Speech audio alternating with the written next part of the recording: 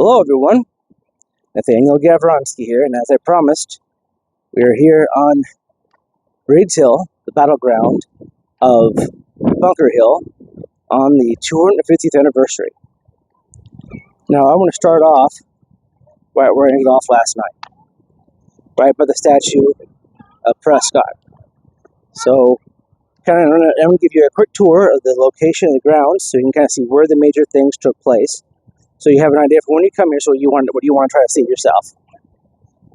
All right, so right behind me is the statue of Prescott. He was the commander of this fortification here on Breeds Hill.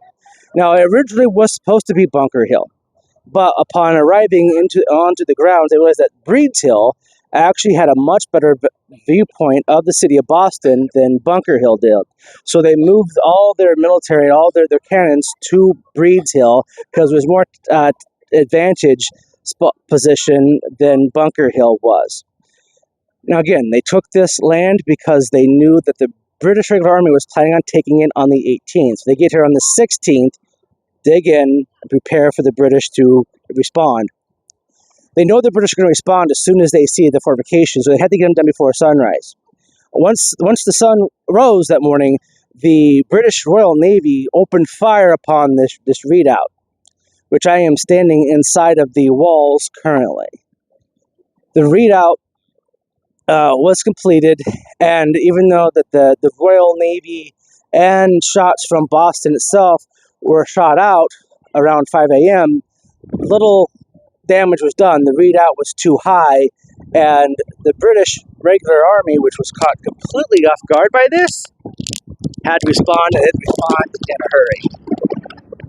So what are they going to do? One, they're not prepared. They weren't planning on coming up here until the 18th. So General Gage is in Boston discussing with his fellow officers, three of them which just arrived actually to replace Gage, who the king had kind of fallen out of favor with. But at this point, they had bigger problems because the Continental Army had a very commanding shot at the warships in Boston Harbor and at Boston itself. So they were in danger. They needed to dislodge the militia from this spot. Now, the reason why the British wanted this area is that they needed to get resupply lines from Canada and other mainland areas other than just the sea. And so they needed to clear this peninsula. They actually were building fortifications in Charlestown, but they had to abandon them to keep the lines tight because they didn't have enough ammunition, they didn't have enough supplies for the expanded defensive lines. So they made their lines tighter and abandoned this peninsula, which gave the Continentals the ability to take it. So on the morning of the 17th, Gage is trying to figure out what he's going to do. They don't really know how to do the attack. They think about initially coming in through a frontal assault through Charleston. That is abandoned very quickly. Clinton, who had just arrived from England, thinks about taking the neck, which connects this peninsula to Cambridge. That's overruled because the army would be being attacked from both sides, from Continentals. And so they decided to go on the very eastern tip of the peninsula and then march up to Breeds Hill and then take the fortifications from there.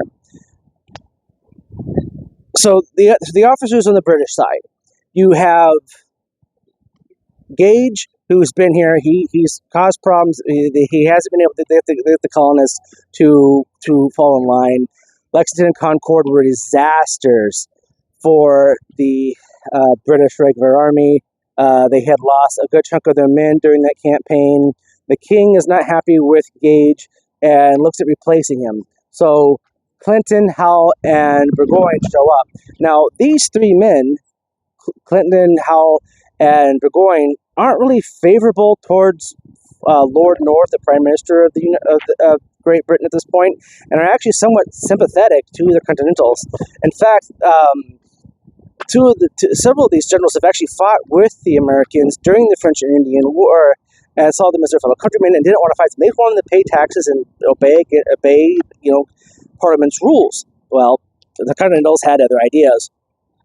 So you had three reluctant generals who had just arrived, Gage, who was trying to pacify the conflict, offered pardons for anyone other than the leaders, and the conflict is to get this passed and get it over with. The Continental Army had wanted nothing to do with it. This was a fight that they weren't going to give up. Now, the British regulars thought that if they showed up with enough force and lined up in full regimental regalia and marched upon this hill, that the Continental Minutemen and the militia would just fall apart. They weren't prepared. They weren't trained. A couple of them had some military training, but not all of them. The British regulars, the officer corps, thought that the Continentals would just break away. So they debate how they're going to take this hill. They don't get over from Boston to this peninsula until the early afternoon, around 1 o'clock, 1:30. And Gage wants his men to eat because he knows this is, it's a hot day. He knows this is probably not going to be a complete cakewalk, but he hopes it's going to be a relatively simple task. So he lets his men eat. This gives Prescott time to get reinforcements from Cambridge over here, and he needs them. So by the time the battle starts around 3:30, the numbers on both sides are roughly the same, about 3,000, but they're not all engaged in the same location. The British have the British regulars have most of their forces on the very eastern tip, but the Continentals have their forces spread out much farther. There's about 2,000 men up here on Breed's Hill, but there's another 1,000 men spread out all the way from Charleston itself, all the way to the northern shore of the peninsula, and through a defensive line trying to prevent Breed's Hill from being outflanked by the regular British Army. About 3 o'clock, Gage sends his orders to attack. So he wants to send a diversionary force towards the redoubt, because his main objective is to clear out the reinforcements from Connecticut who are protecting this breastworks and this defensive line that goes from the corner of the fort, where I'm walking you there now, all the way to the northern part of the peninsula. Now there's about,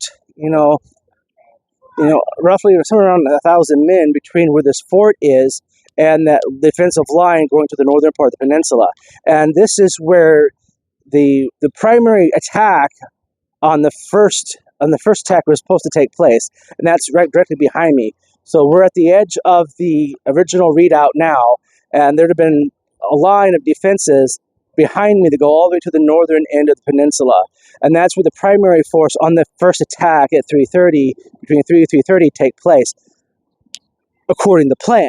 But this whole peninsula had been abandoned. All the loyalists have gotten out of here, went into Boston proper, and the grass had been mowed, so there was a bunch of things in the way. There were stumps, swamplands, there was fence that was in the way that the British regulars couldn't see when they were marching through. So the march was very difficult and took a lot of time. The diversionary force got to the redoubt walls first and repelled almost immediately.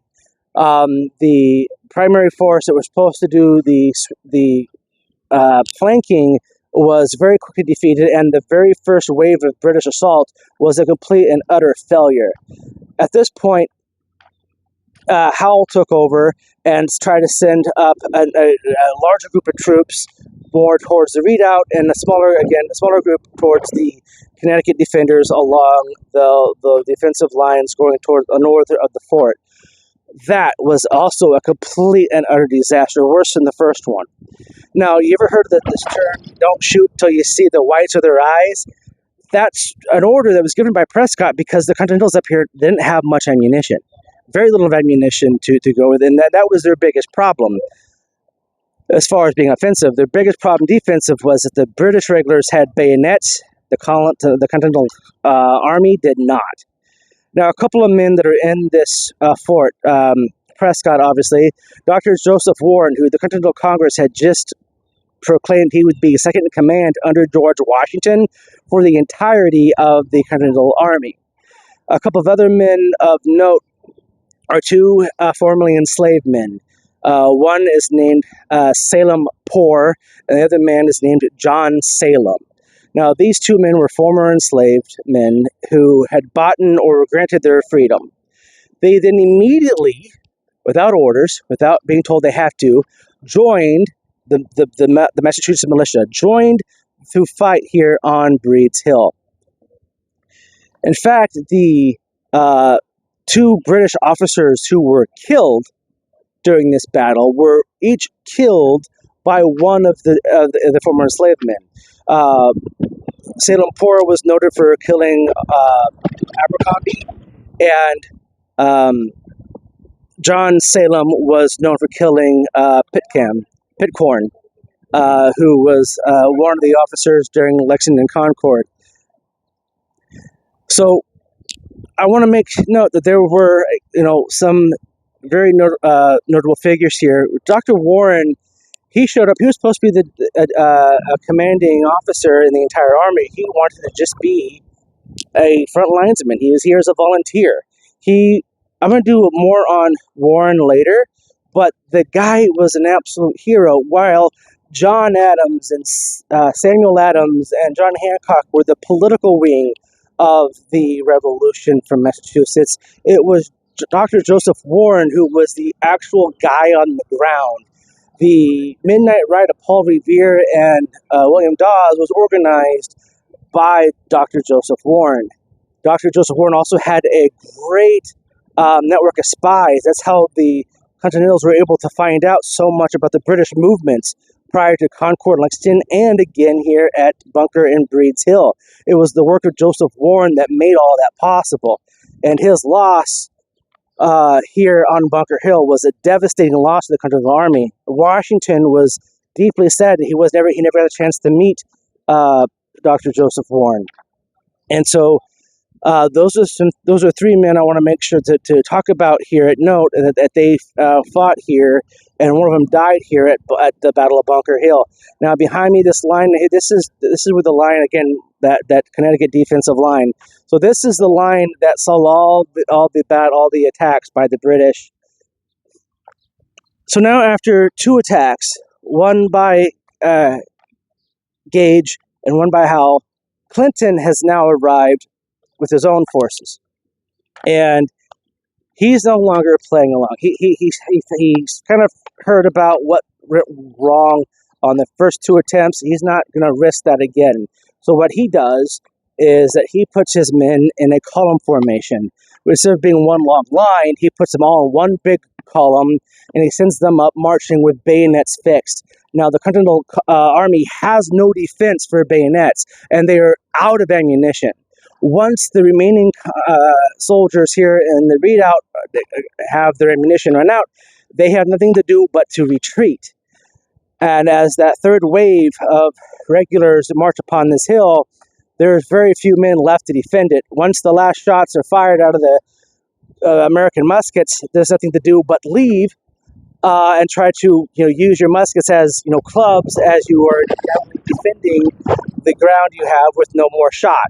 So Prescott, the statue of Prescott up here, has his sword drawn because he is famously known for using his ceremonial sword to battle off British bayonets. Other soldiers use their guns as clubs as they're having an organized retreat. And ultimately, the third attack by the British regulars is successful. The redoubt is overtaken. Several men are captured. One of the last men to die is Joseph Warren. Now, here's an interesting fact about Joseph Warren. So he was hated by the British regular army, officers and soldiers alike. Even though he was their doctor, he provided medical care for them. He was overly sympathetic to the Continental cause. He gave a second speech at the commemoration of the Boston Massacre that at the South Meeting House, which offended a great deal of the British regular army who was stationed here in Boston. And he was famously seen here dressed in a bright powder blue outfit. He was well dressed, apparently going to some type of upscale function or service, and he's recognized by one of the British soldiers here. Now, I'm about to take you along the northwest wall of the redoubt. There's a little monument that says, shortly from this distance, Joseph Warren fell. Now, the British said that he was shot in the back as he was running away. Now, they end up wanting to reclaim his body. The American Continental Army wanted to reclaim his body and give him a proper burial. So they searched for him. They found him. 10 months later, they dug him up. Paul Revere, a silversmith and dentist, did some dental work on Dr. Warren, and they were able to identify the body from that dental work. This is the oldest known cases of dental forensics being used to identify human remains. The body was badly decomposed, but the shot in his cheek, right below his eye, was very evident, and they reinterred him. They would actually end up reinterring him a couple of times before he's in his final resting place with the Warren family, and this was in the mid 1800s when they dug him up the last time, and they did photographs of his skull to prove a couple of points. One, the British said that he died running away. The skull clearly showed that the entrance wound was the front of his face, the exit wound was the back of the skull. It actually showed that it severed his cervical vertebrae, killing him instantly. He was dead before he hit the ground.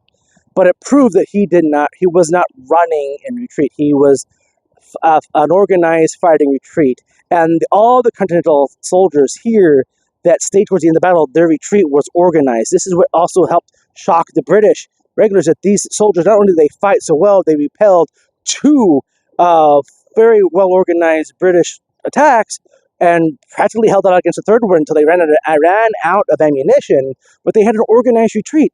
The British officers, the generals, had no idea. They were completely stunned by how organized and how well the Americans managed to fight that day.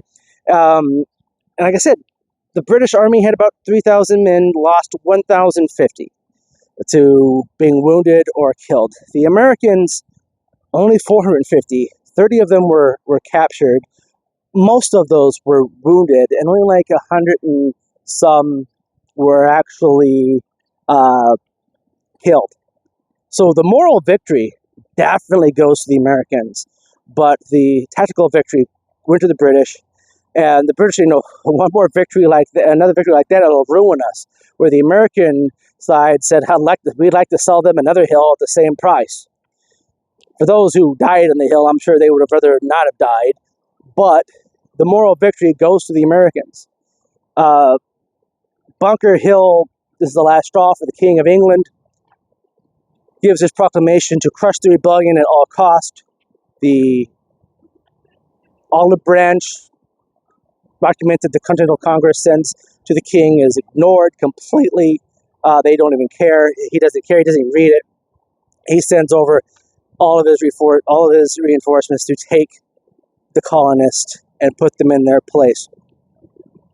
After Bunker Hill, the siege of Boston continues. Don't forget, this is only June of 75. Washington doesn't get here until July 2nd, and the siege of Boston lasts until November of 1776, when the British finally give up trying to hold it and flee. They end up, and then the new fleet ends up in New York, and the Revolutionary War continues. But for Boston, it has done its part. It has done its part in the Revolution, and it served the country as well in those early months and gave birth to the Continental Army. And so I believe it's a very important thing. So this monument behind me, in the 1820s, they really wanted to start commemorating American Revolutionary War areas and dedicating memorials and monuments. Several of the veterans of the battle were still alive. They decided they were going to build this monument. Now, it looks a lot like the Washington Monument, because they were built around the same time. The Washington Monument's a little bit newer than this, but the ideas of what these were going to become and what they're going to do were kind of around the same time period. The dedication ceremony takes place in 1837. The president of the United States is Jonathan Tyler. and I think it was 37. Double check. No, 47. 43, my bad. 1843. So I knew Tyler wasn't president until after Van Buren. So Jonathan Tyler was president. This was 1843. And it's funny, he gives the dedication address to dedicate the monument to the very first full-fledged American battle in the American Revolution. And he's the president who ends up running for Congress for the Confederacy shortly before he dies. So, I don't know, that's just a little bit of irony of American historical trivia. But the most important thing here, the 250th anniversary of Bunker Hill comes out, is that for these men, the morning of the 17th of June is the very last time they wake up as British subjects. When those who survive go to bed on the night of June 17th, they've all become first-generation American. There is no more British rule in the country, on the continental part of what is now the United States. Across the northern seaboard, all the way down to the southern seaboard, colonial governors were appointed by the British Crown had been thrown out. Dunmore was thrown out of Virginia. All the congressional committees of defense and correspondence and security, they had all taken control and had effectively become self-governing colonies, and had the Continental Congress running the country from Philadelphia. And everything that happens after that in history is all from those first couple of months in Boston, from April 18th of 1775 to June 17th, 1775. These battles, these actions taken upon these men in Massachusetts. Don't forget, they also had Fort Ticonderoga, is captured by Ethan Allen and by Benedict Arnold on May 10th. Very devastating, humiliating situation for the British. This war is happening. There's no way of getting around it. It all stems from right here in Boston. And all the aspects of American history that changed the rest of world history are all forged on this hill in 1775. So Nathaniel Gavronsky here. I hope everyone's enjoyed this video. I hope you liked watching these. I am going to put links down where if you want to help contribute to the funding of these videos, making them, traveling to and from them, and all that stuff. Please look into helping me in any way you can. It's a lot of fun doing them, but it gets to be expensive. And I'd like to, any way you guys want to help me out, I'll put some links in the description. But thank you for joining me on top of Breeds Hill on the 250th anniversary of the battle here. I feel like there's a storm rolling in. It's kind of really peaceful right now. It's kind of, like 250 years ago, the devastation that would have taken place right now, at this exact moment, this exact time of day, 250 years ago. The complete chaos of it, But like Salem, Poor, and John Salem, like we don't know much about them. Like we know where they're buried, but a lot, Poor, he served out several more stints in the Continental Army. Died in a poorhouse. John Salem ended his service shortly thereafterwards, and just kind of was a local farmer. They both had monuments noting that they were American soldiers during the American Revolution, but we really don't know much more about them, unfortunately, and I think that's kind of sad. We know quite a bit about Dr. Joseph Warren and Prescott, but I'm going to try to track some of these guys down and do some more videos on them because I think they're very fascinating individuals. So I hope you will help me out with that. But thank you, everyone, for watching this video. Please like and subscribe and share. Stay healthy, stay wealthy. As always, stay wise, America.